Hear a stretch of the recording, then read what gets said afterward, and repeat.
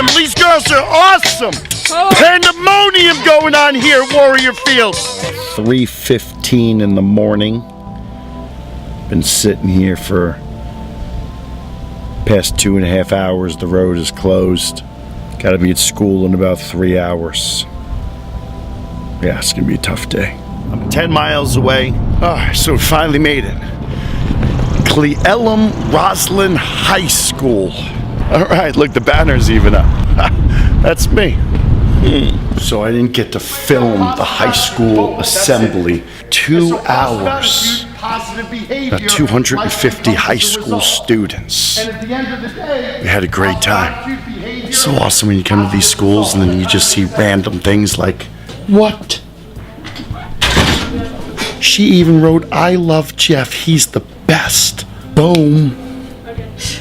This person took all these notes while I spoke. Check this out. India Briggs. What'd you think of the assembly? I liked it a lot.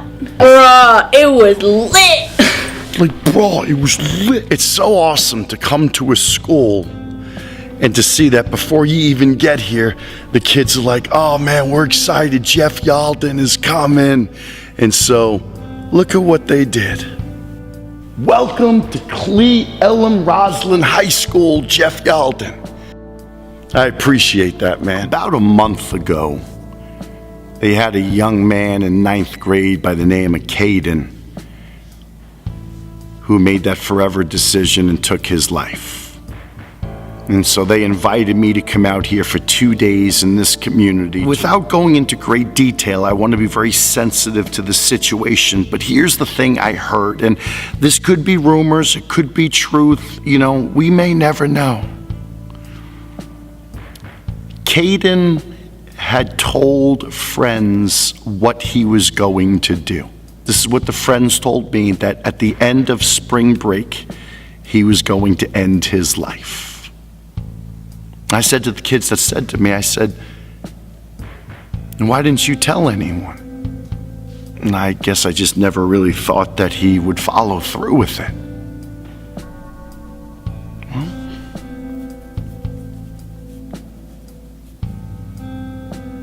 and so here we are,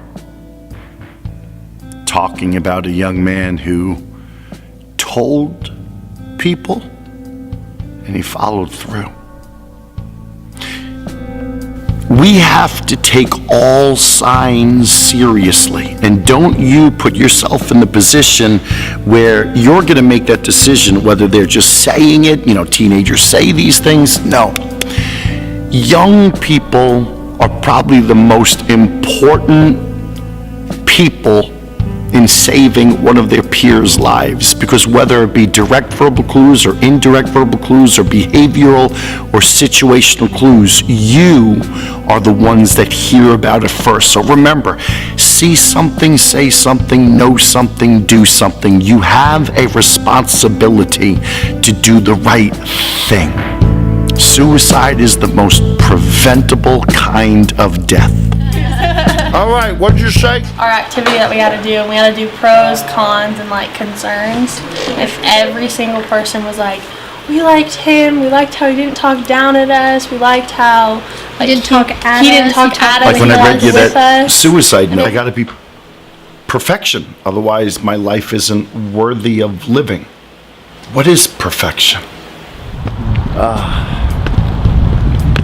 This is good. I gotta speak in 20 minutes. I'm not even sure where I'm going. Head down to the middle school. So here's the deal. It's 7 p.m. 10 p.m. out here in Washington. We're getting ready to do the parent program. You know, a lot of people talk about like, hey, do you ever get discouraged with like how many parents are here, how many parents? I don't. I really don't. If your child is in a crisis situation and they need a trusted adult to go to, do you think as the parent you would be the trusted adult that they would go to first? You speak to whoever comes, and the thing you got to realize is those that come are really not the ones you need to talk to. So I don't get caught up in that game. I do my thing. So let's. Oh my God, it was like I couldn't get the parents to leave. But you know what? I appreciate that. I appreciate the parents wanting to stay and ask questions, and we had a good night. I really like this community. they're doing some great things, and they want to do great things for the kids. Day number 2, we got to be over at the middle school for an 8:50 assembly, and right now it's 7 a.m. and we're back at the high school to finish up meeting with some students and staff. I'll tell you what really sucks is when you got to be a mandated reporter and you got to report some of these things, but sometimes the kids just tell you more than everybody else knows, but that's what you do, save lives and get these kids the help that they need. A lot of these kids were friends with Caden. Caden is the young man that a month ago made that forever decision, and a lot of the kids knew that he had a gun, he had a plan, and Caden made it well known that at the end of spring break he was going to take his life. So there's a lot of crisis going on here at the middle school, so we have a big day ahead of us, and we have a lot of hearts to touch, lives to change, hope to restore, and give these kids direction as they move forward. Life-changing. It was pretty good. I enjoyed listening to what you had to say, and it made me have a different view on things. I'm going to try looking on the brighter side of things instead of looking at all the negatives, because there's a lot of positives to look out there, and you kind of helped me realize that, and I appreciate that. I see a great young man in you. I love that you lied to me, and then you got honest with me. You owned it, but I get that you were scared a little. I see the situation. I know you're not suicidal. Matter of fact, I think you've got a pretty good head on your shoulders. Thank you. Why are you not coming to school?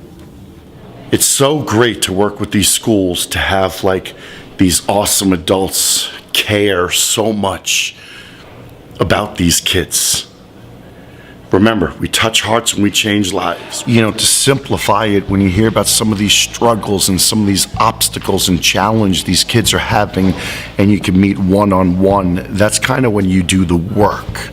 And that's when you challenge the kids to think deeper, to do better, to make decisions that they know that they need to make, and to be able to hold them accountable. And it was just epically awesome. It was great. It's districts, right? Yes. Coming out there to cheer you guys on. Right. Got to go out to the district softball game and cheer these girls on.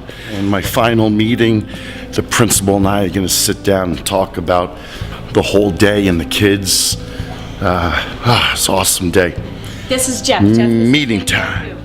Hi, Nick. He's our band teacher. Nice to meet you. To come down because he was teaching high school. Are you at the high school? Yeah.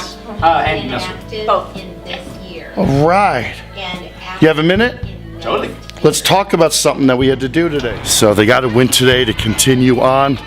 Let's go cheer them on. Strikes. And the pitch. Oh, she struck her out. Way to go, Marissa. Struck her out. Playoff softball. Warrior Nation.